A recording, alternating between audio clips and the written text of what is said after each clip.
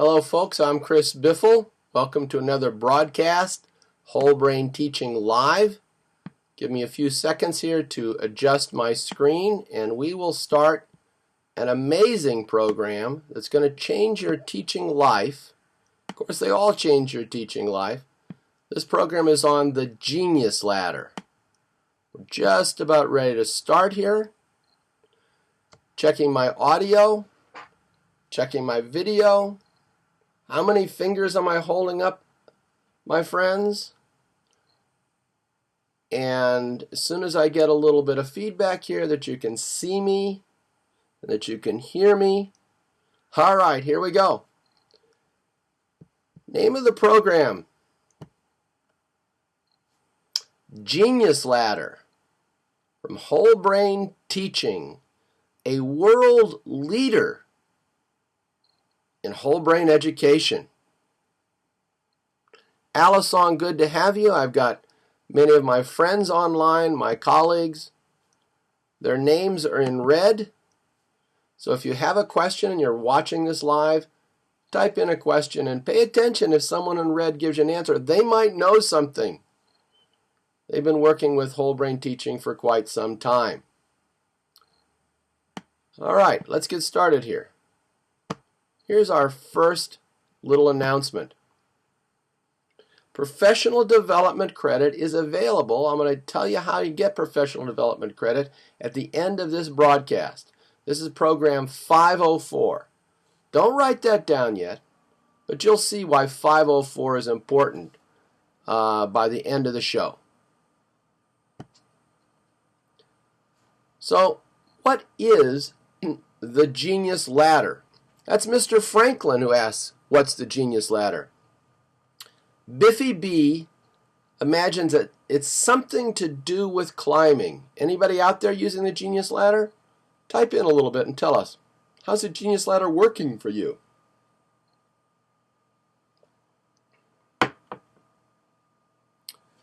Glad to have you here from Esparto.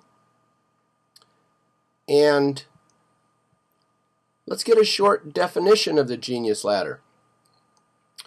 The Genius Ladder is a powerful technique for teaching kids to write complex topic sentences and tightly focused paragraphs. Let's just stop there for a second. As a matter of fact, the Genius Ladder does three incredible things. One, complex topic sentences. Yeah, we really, really want that. Two, tightly focused paragraphs. Pretty important in elementary school and secondary and college. And number three, most amazing of all, teaches parts of speech. Man, I hated parts of speech when I was in school. I wish I'd had the Genius Ladder. So really, three major benefits to the Genius Ladder. We have some special guests online. Here's one of my special guests, Mrs. Connerly. Mrs. Connerly was my 6th grade teacher. I was a little bitty kid. It seemed like she was about 10 feet tall. But wow, she invited me to the school dance. And I went. I'll show you how you dance with Mrs. Connerly when you're in the 6th grade.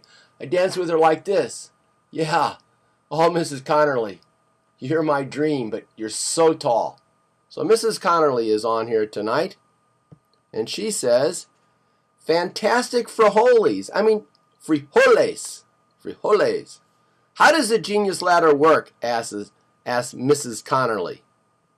Well, Mrs. Connerly, it's such a privilege to have you online. Let's look at it. Here's the first thing. You put this diagram on your board. Blah sentence, spicy sentence, extender sentence, genius paragraph. Notice the direction the arrows are going. You're going to start with the blah sentence, make it spicy, extend it, and then you're going to build a paragraph. Let's look at that. So, blah sentence, and I'll show you what we mean by a blah sentence. Just from the name, you get the idea. Maybe a blah sentence is not that good a sentence. It's not, but it's a place to start. Then, on the board, spicy sentence, extender sentence. We used to call this the extender complexer sentence, but that was just too much. We called it extender complexer because we used the word complexer in our writing game. And then finally at the top, genius paragraph. Let's go back to our slides. Explain to your class that the Genius Ladder is a fun game that will help them to write like, and then just fill in whatever's the next highest grade. You're in 4th grade, say, this is going to help you write like 5th graders, maybe even 6th or 7th graders. You know how to play that routine. Then write a simple sentence next to the blah rung on the ladder. Let's check it out. Now, I'm indebted to Deb Weigel for these blah sentences. Not that she's blah. No, she's Thunderbirdie. She's a dynamic, incredible teacher with over 30 years experience. But she said, Biffle, let's make the blah sentences really, really simple. Ladies and gentlemen, let's just stop a second. Would you give a 10-finger woo to Deb Weigel? Because this is a brilliant idea of hers. How simple we make these blah sentences. And you'll see how groovy it is as we add spicy adjectives and extenders. So come on. Give Deb Weigel a 10-finger woo. Oh, yeah. There you go. Boy, Deb, that must feel pretty good. Now, let's look at these blah sentences. Article, noun, verb. The girl runs, an apple shines, a giant laughs, the car speeds. Start nice and simple. Write it on the board. Now, write a blah sentence on the board, then erase the noun and challenge students to fill in orally in the blank as many times as possible with a neighbor. A giant laughs. Erase giant, put noun under the blank so they know that part of speech, and then kids turn to each other and they fill in different nouns. Chris Rexted has been having a great time with the Genius Ladder. Chris, if you could just come on and type a few sentences here about how the blah sentence and the oral repetitions are working there in your 4th, 5th combo. I'm sure everyone would love to know. Let's try our very, very fancy 3D mix. We're up to 43. Deb, I think we're going to hit 50 before long. Any questions that you have about the blah sentence? This is going to give them lots of repetitions and seeing the power and flexibility of language and how we can change a sentence just by changing the noun. Now, let's have a close-up look here. The spicy sentence. A spicy sentence adds an adjective. Now, my daughter, Saskia Biffle, was interning over in Irvine, California, and a teacher there talked about spicy sentences, and the adjective is spicy. So we just use that. So now you show them a spicy adjective. A fat giant laughs. Then erase it. Put adjective under the blank. Kids turn to each other and then they make substitutions. Now look at me. They're like this listening to you, and boom, it's the full turn. They don't just say big, silly, happy, crazy. They say a silly giant laughs. A happy giant laughs. A gigantic giant laughs.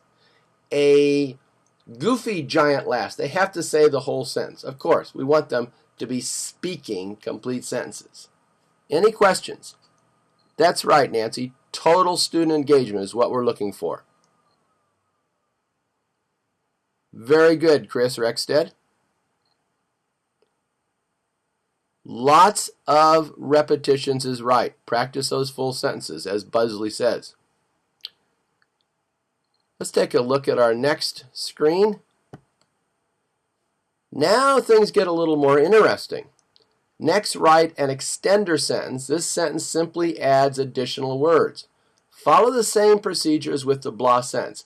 A fat giant laughs at night becomes a fat giant laughs. Put a line there and have kids turn to each other and fill in the blank. So now it's up to you, my friends. A fat giant laughs. I want to see you filling in that extender. How are you going to do it? Yes, audience participation. What else would you expect? A fat giant laughs? Tell me about that fat giant. How are you going to extend it?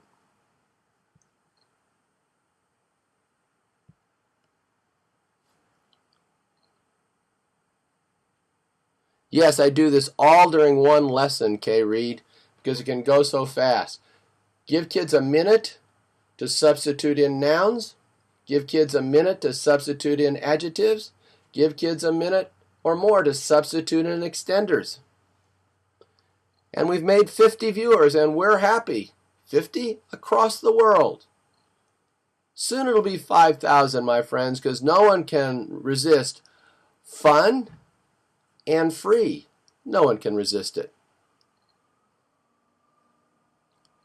Takes about 10 minutes total, says Palmdale Heather. Thank you, Palmdale Heather, for that in the trenches feedback on how long the whole thing takes. Let's look at our next screen. Now, here's the point. Write the extender sentence on the board and ask students to use it as a topic sentence for a written paragraph. Adders are sentences that add information to a previous sentence. A fat giant laughs at night. Adder, adder, adder, adder. You could just put adders. Now the kids are writing. So they start blah. They get an adjective in there. They get an extender, which gives you a much more substantial sentence than kids write naturally. Then use that as a topic sentence, and now they're just writing adders after that. An adder is just a sentence that adds information to a previous sentence. We use the word adder because we think it's clearer than a detail sentence. Kids start thinking, what's a detail sentence? We don't want them puzzling about detail sentence. We want them writing. Yes. Any more questions? No, they are going to write down on a piece of paper. This is where they're doing their in-class writing. Chris, pitch in here. Let us know how it's working there in the 4th, 5th combo. You're probably leading the pack in terms of experience with the Genius Ladder. Very good, Svetlana. Yes, Educarp, isn't it simpler to say adder than a detail sentence? Kids don't know what a detail. What's a detail sentence? And you got to stop, and if you explain a detail sentence, they might not understand it. Just give me another sentence about that topic sentence. This is such a crazy idea. I'm going to take off my glasses. You know what that means. I take off my glasses. Listen to me. This is going to be crazy. Why don't we make writing simpler? It's hard enough as it is. So throw out detail sentence. Use adder.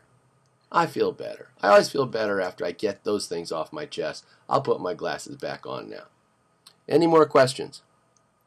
And this is our gesture for adder. Yes.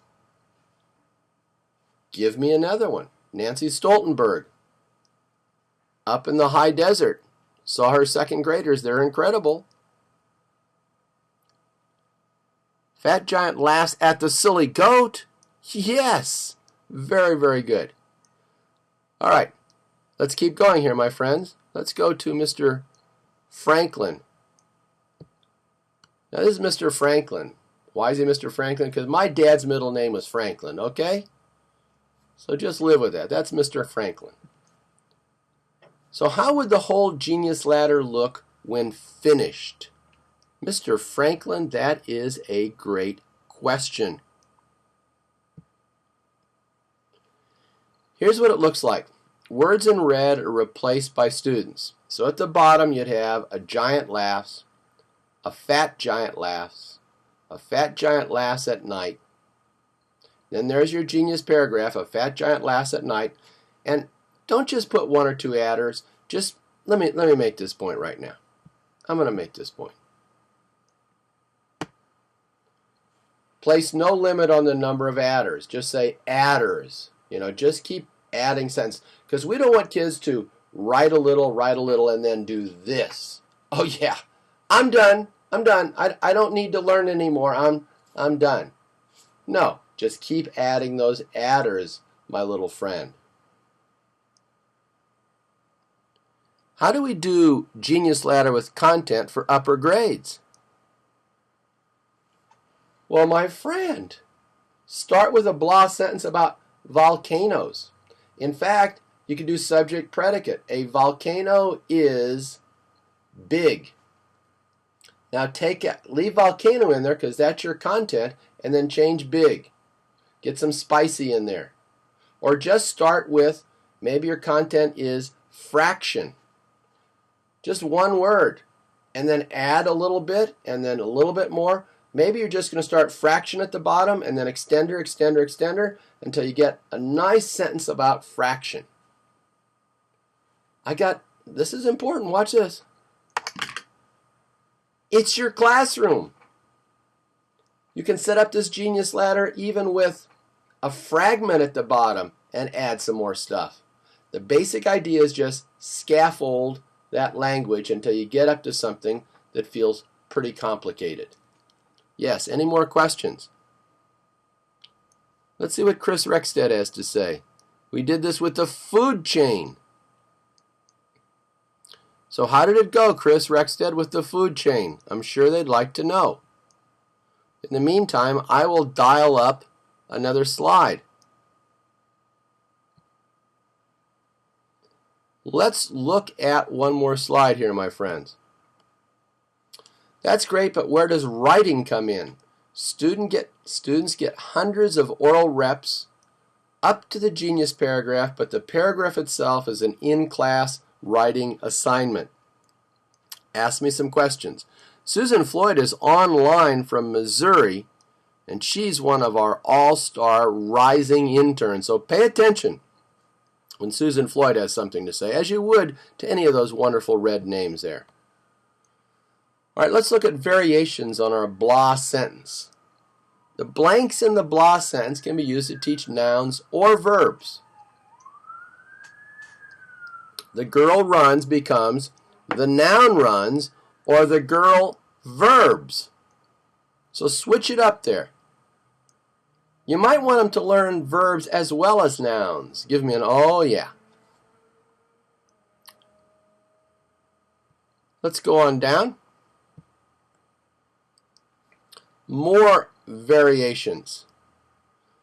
The blanks in the blah sentence can be even used to teach subject and predicate. The girl is big, the subject is big, or the girl is predicate. Use and explore these techniques. It's your classroom. Tweak it. Make it work for you.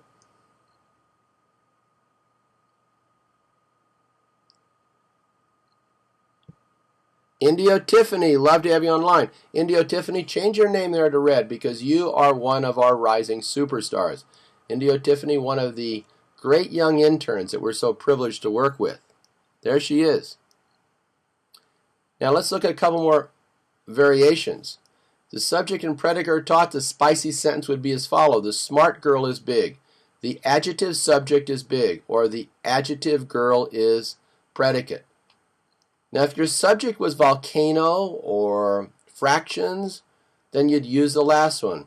The adjective fraction is blah, blah. Just get them to talk about these content terms. Food chain. Let's just see what Chris Rex said here. The food chain is a circle. The essential food chain is a circle. The essential food chain is a circle which has producers, consumers, and decomposers. Ho, ho, ho, Chris Rexted. Yeah, that Rexted is really something. You guys got to agree with that. What an incredible subject area Genius Ladder. Color coding, kids focus on colors. That's right, elementary matters. Let's look at some extender variations. Extender can be used to teach prepositions and prepositional phrases. The fat giant laughs. The fat giant laughs, and then put a blank and prepositional phrase. So I don't think you can read it. It might be a little small, but just list some prepositions. Let's talk about prepositions. You wanna? Let's talk about prepositions. I remember when I was in school, teachers say prepositions. I think, what's a preposition? It's such a strange word. We tell kids, look at me.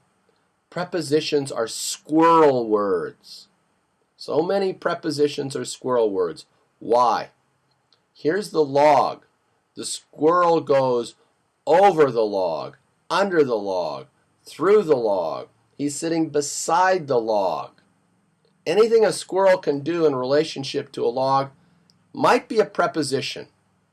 So list the prepositions on the board. When you get to extender, have them write prepositional phrases. Wow! Are you seeing the power of this? Indio, Tiffany, share a little bit with us about how the Genius Ladder has been working for your kids. The fat giant laughs at the Patriots quarterback he just tackled.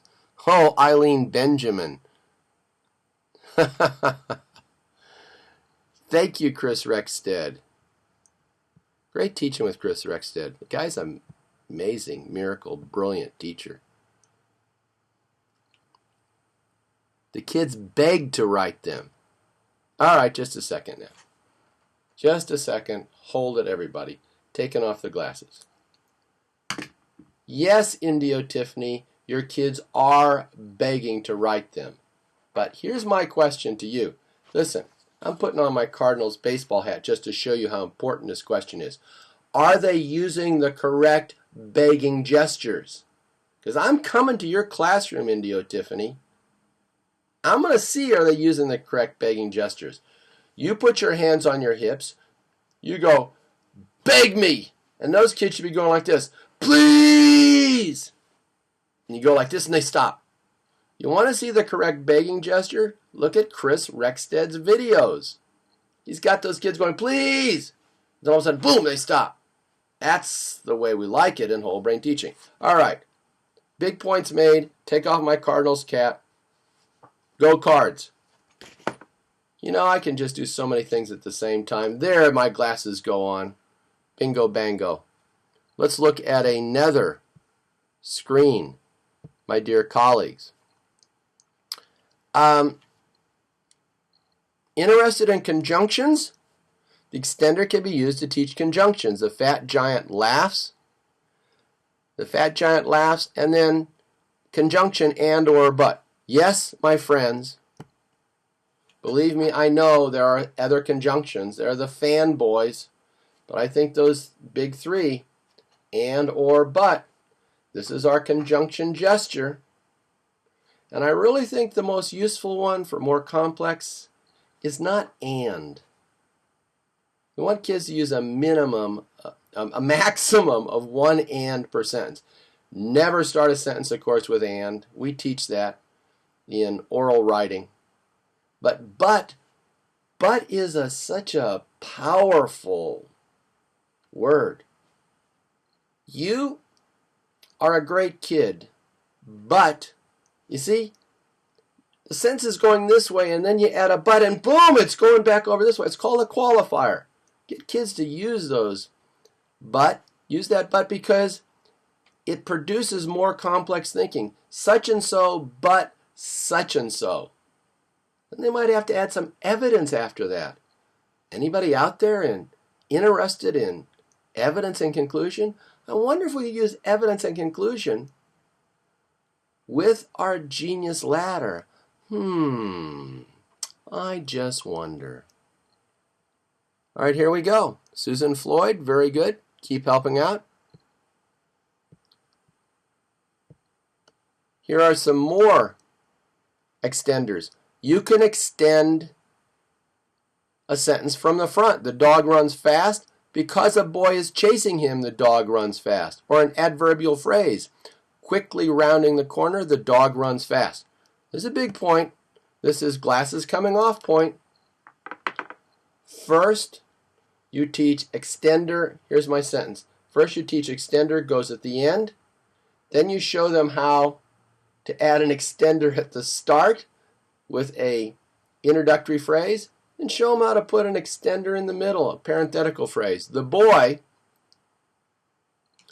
zoop, running as quickly as he could, zoop, outraced the bear. There's an extender in the middle. That's a parenthetical phrase. So that extender is where you really begin to develop the complexity of language. It's the, I'm sorry folks, I'm going to use a very unpleasant term here. Please forgive me. It's a, I don't know if I could, okay, we're adults. It's a dependent clause. Oh gosh, kids don't like that kind of language. But once you show them how to use it, then you can explain why it's dependent. It's dependent on the rest of the sentence to exist, to have some meaning. Glasses back on. Okay. Boy, those glasses are a great prop. I don't really need glasses. I just do it because it makes me look like a professor. Here we go. There's the wonderful Mrs. Connerly. By changing the blah sentence in the extender, you could teach lots of parts of speech and a huge variety of ways to construct complex sentences. That's Mrs. Connerly for you. She's got it right on the nose. But I wonder what the word is from Birdland. Here's the word from Birdland. But what about if a paragraph has off-topic sentences? Isn't that important? The kids learn the bungee jump off-topic routine. Ho, ho, ho! I bet you're eager to know about the bungee jump off-topic routine. Let's just go right to that slide. After students have finished their Genius paragraphs, ask a kid to slowly read what she's written. As you listen, walk your fingers down your arm. When a sentence is off topic, leap your fingers off your arm. Shout, "Aye! Off topic!" Then spring your fingers back onto your arm to show that a student must spring back onto the paragraph's topic. This is why we love video. I can show it to you. Watch me. So have all the kids in class lift their arms, and then another kid reads their paragraph. And you go boom with each sentence, boom with each sentence, boom with each sentence. When they have a sentence that's off topic, and they often will, you go, aye! Bungee jump, get back on topic. Kids love the bungee jump off topic routine. Another thing you can do, and this is really important, the whole deal with paragraphs is you have a paragraph to show that everything there is about the same subject. That's what a paragraph is. That's why you got that indent there. This is a unit of information. So having it on topic is crucial. Otherwise, it's not a paragraph. It's a myshnek. See, that's a technical term. The myshnek is a non-paragraph paragraph. I wonder how you're spelling myshnek. It's going to be hard to spell because I'll change the pronunciation every time I say it. Mushnik. That's Russian. That's Russian for not a paragraph. So read out loud to the kids. Every once in a while, insert an off-topic sentence. They're walking their hands down their arms, and then, aye, get them to hear, get them to listen for that off-topic. John out there in Palmdale, I know that you're a veteran teacher. I wonder how you're reacting to this information about the Genius Ladder. I know you're teaching 5th grade. I know you want your kids to write those tightly focused paragraphs. All right. What about academic language? I hear a lot about academic language, even here in Birdland. That's how important academic language is. It's all the way out to Birdland. Two of the most important academic terms are conclusion and evidence. Both can be used on the Genius Ladder. Come back to me now. Conclusion and evidence. Evidence, then conclusion. It's raining outside. I have a cold. That's my evidence. Therefore, I think I'll take an umbrella. Evidence is used to prove a conclusion. Interesting thing about evidence is it doesn't matter where it goes. I think I'll take an umbrella. It's raining outside, and I have a cold.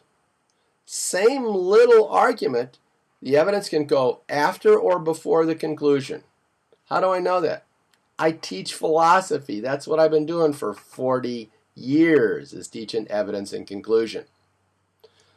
So let's look at a screen that'll help us use that academic language so crucial to critical thinking.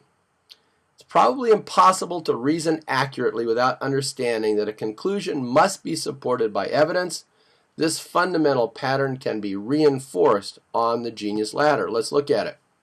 Now remember reading bottom to top. Blah sentence. My conclusion is our class should. Now just add a little bit as an extender. My conclusion is our class should blank because blank. Now go right to the genius paragraph. My conclusion is our class should because blank, adder, adder, adder.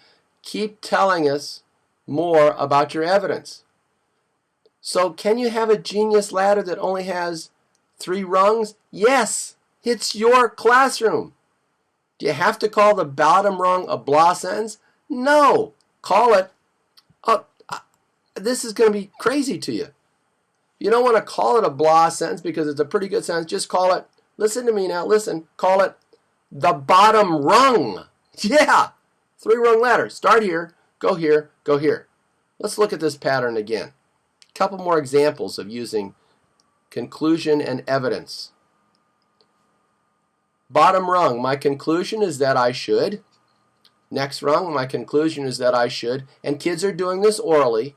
The evidence that supports my conclusion is, here we go. My conclusion is that I should. The evidence that supports my conclusion is, and then adder, adder, adder. 3-rung, genius ladder, academic vocabulary.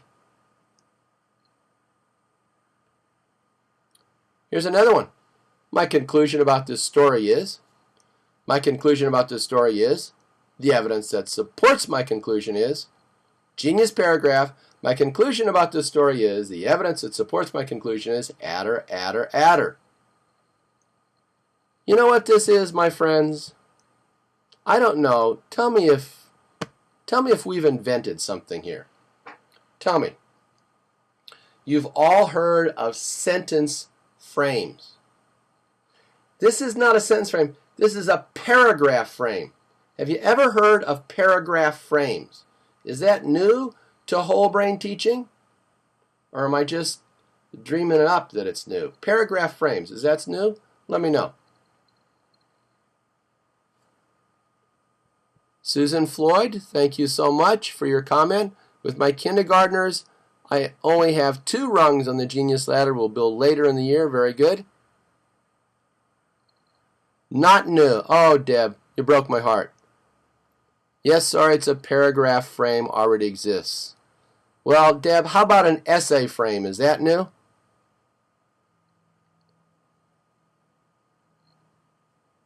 Better than sentence frame. Paragraph frame, love it, says Indio Tiffany. Deb, you could have at least fibbed to me. You could have said, Coach B, wow, it's not new, but I wish it was, just for your sake, Coach B. All right, thank you. Let's look at our next screen. Here's another one. Talk about the author. The author's conclusion is such and so, the evidence, and just add those adders.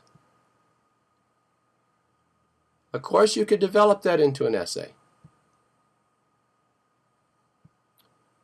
Let's check this out. But what about a chain of reasoning with several pieces of evidence? Surprisingly enough, this is what they're saying in Birdland, fairly complex chains of reasoning can be created using the genius ladder. Let's look at some of these paragraph frames with the genius ladder. A simple but powerful chain of reasoning begins with a sentence that contains a number, usually either 2 for lower grades or 3 for upper grades. There are 2 reasons why I believe blah blah. There are 3 reasons why we should blah blah. Use that as your bottom rung.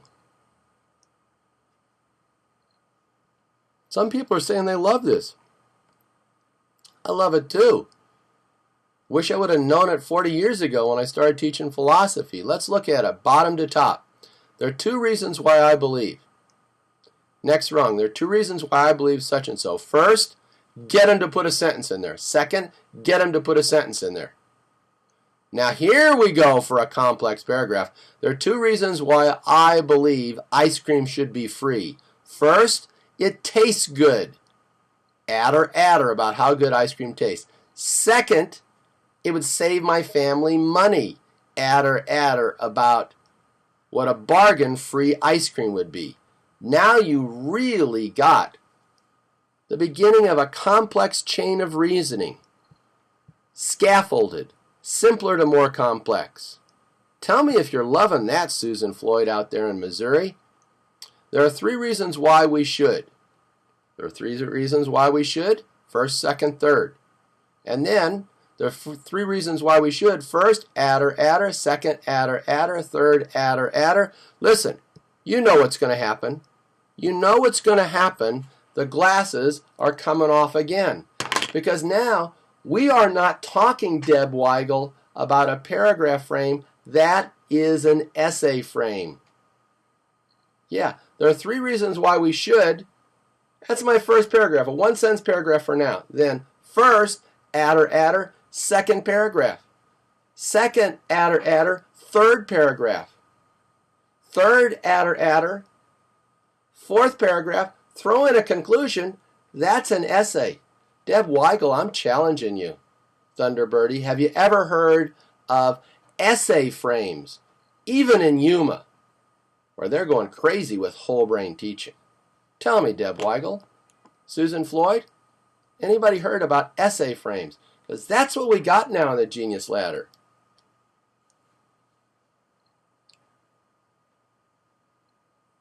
That's right.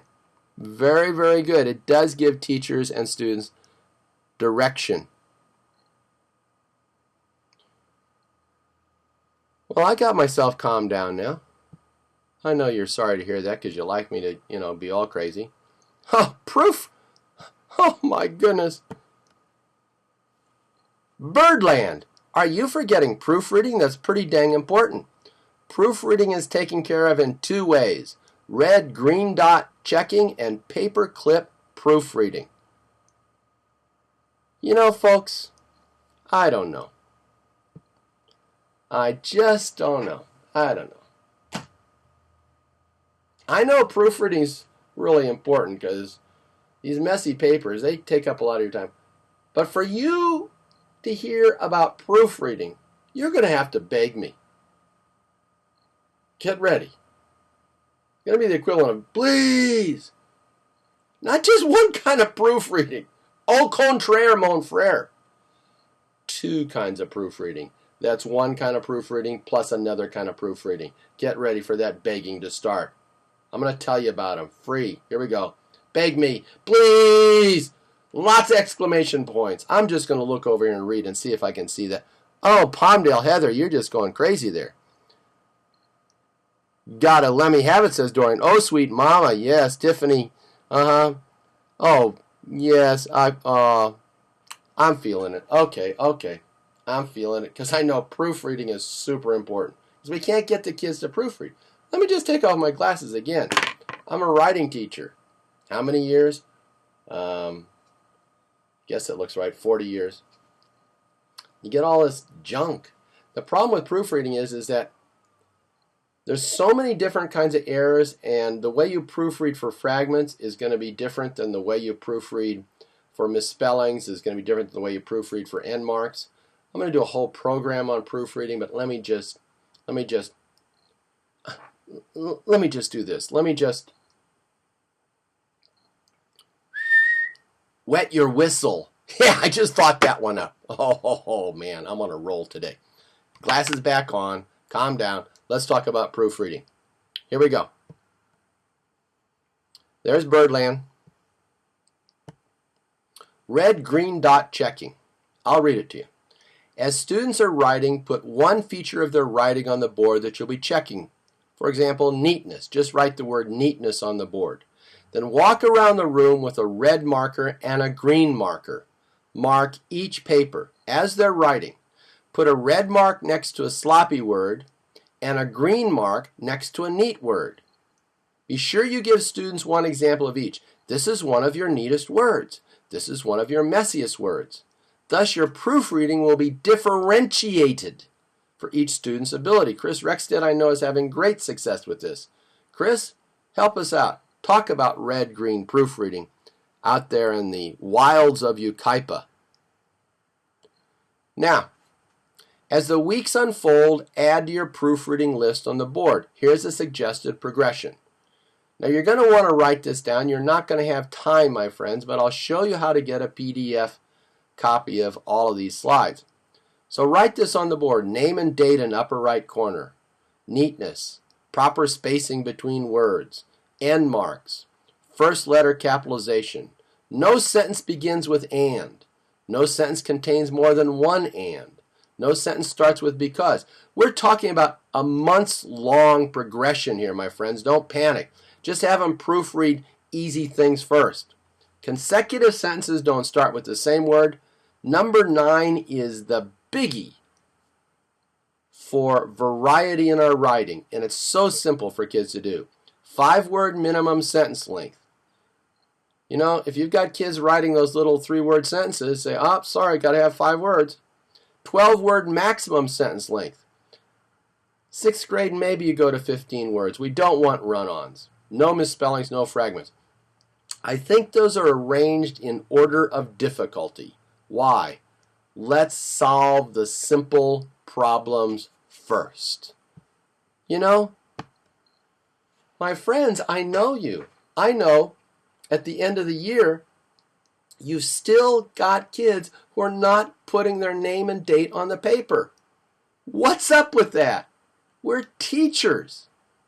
Start with that as the number one thing you're proofreading for. Oh, you've got your name, green dot. Oh my goodness. You don't have the date, red dot. Then go on to neatness. We've got to have neat work. The neater the better. Neat work means they're going slowly. They care about what they're doing. If the work is neat, they can see their errors. And guess what? So can you. Neatness is up there at the top of the list. Ask me some questions about red, green dot checking.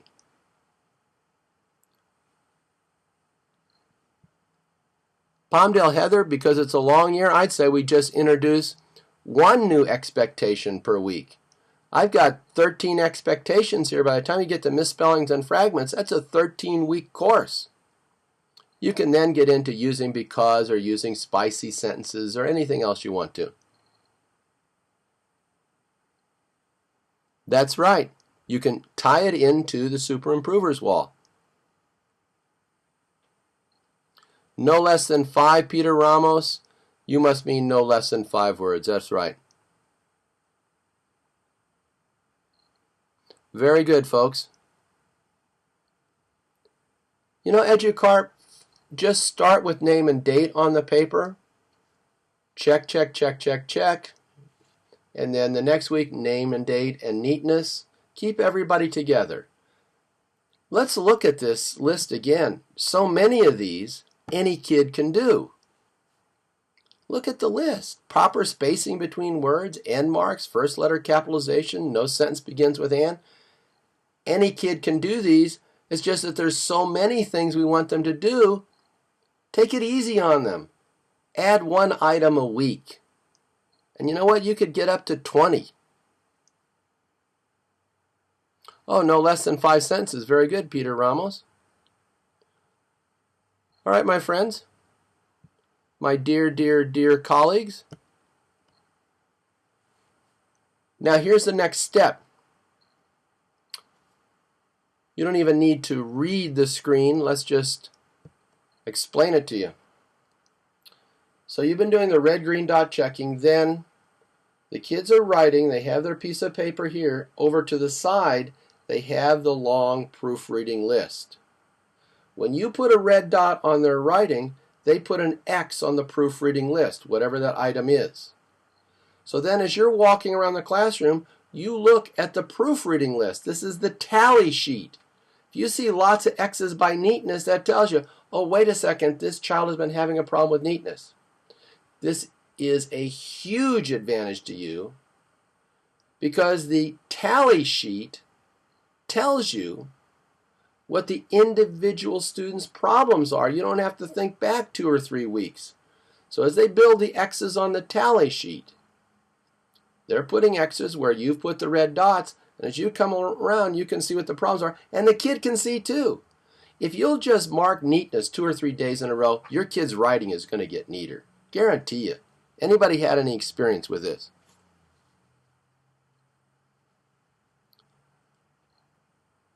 All right. Yes, we will give you a chance to purchase these slides. Oh, it's going to cost you a fortune. A few pennies over $5 for all of these. Here we go. Paperclip proofreading. Paperclip proofreading. I'm going to explain it to you. I'll show you the screen. The words might be a little bit too small to read online.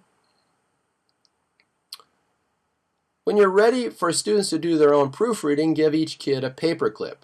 The paperclip is attached to the side of the proofreading list you've been using for red green dot checking. Students check for errors on their paper by tapping on the item in their writing that the paperclip is pointing to on the list. For example, if the paperclip points to name and date, they're tapping on their name and date until you tell everyone to move their paperclip. Of course, they're correcting errors as they find them. Let's look at a visual of this. All right, here, my friends. So let's say this is their paperclip proofreading list. You put a paperclip next on the side, the kid does, and it's pointing at name and date. So on their paper, they're tapping name and date, name and date, name and date. Then you say, all right, down, and they move the paperclip down to the next one, neatness. So now they're taking their finger and they're moving their finger over their words, looking carefully to see if everything's neat, and then they're changing it. And then move the paperclip down, proper spacing between words. They tap the spaces. Maybe they have a little 2-finger test to see that there's proper spacing. So this keeps everybody on the same page, literally on the same page. Yes, literally on the same page. We're all proofreading for the same thing, one item at a time. This is so much better than telling kids, listen, be sure you proofread your papers carefully. Teachers been saying that for decades. You know yourself, you were in school. Be sure I proofread my paper carefully. Well, maybe I'll read it over. No, proofread for one thing at a time, move the paperclip down. Any questions about paperclip proofreading? Give them to me. Love to hear them. Indio Tiffany, very good. It's really easy for the teacher to see what the student is proofreading for. That's right, Deb Weigel. Neatness works into math. So important. Yes, neat math. How many times have kids made errors because they can't read their own stinking writing? And how many times have you spent too much time looking at that scribble-scrabble? Let's be neat. Let's get back to pride of craftsmanship. That used to be #1 in America. It's now #none. I'm going to tell you something. We're not Americans anymore. We're Americans. We used to be Americans. Let's be Americans. We can be neat. We can have pride of craftsmanship. All right. Playing with the paper clips. You're right. Teach them not to play with the paper clips. Go to the scoreboard. Oh, yeah, you're playing with the paper clips. That costs you a frowny. All right. I think we are ready for the big summary, my friends. Let's look at the screen. I think you can read this. As students advance up the ladder, they develop complex topic sentences and tightly focused paragraphs. The Genius Ladder provides students with a simple pattern for understanding parts of speech. By varying the sentences on the Genius Ladder, students experiment with increasingly sophisticated language. Academic language like conclusion and evidence, and because, can be easily incorporated into the Genius Ladder. As students gain experience with the Genius Ladder, they can create complex reasoning chains. That's essay frames. Using 2 proofreading techniques, green, red dot, and paperclip, students gain rewriting skills. The last word from Mrs. Connerly. Gosh, the Genius Ladder sounds great, but how could I get professional development for credit for this broadcast and a copy of these slides? Because you probably haven't been able to write fast enough, my friends. Here is our secret technique. Go to wholebrainteaching.com. I'm going to go there in a second. Click on the PayPal button and donate $5.04. That you've got to write down. $5.04. 504 is the code number for this program. Then when I get something from PayPal that says 504, I send you a copy of the exact PDF slides that you're seeing here. And within a day, usually less, you'll get an email with a professional development certificate and a PDF copy of these slides. Let's look at that professional development certificate. Look how pretty it is. No charge for the fancy blue floral border. So you just put your name in there. It's so fancy. Then you fill out this part here. You give it to your district. This proves to your district that you watch the program. Kind of important. Deb Weigel says we're up to 53 viewers. That's fantastic.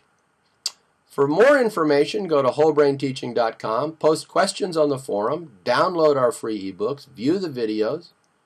Join us on Facebook. Go and type in Whole Brain Teaching.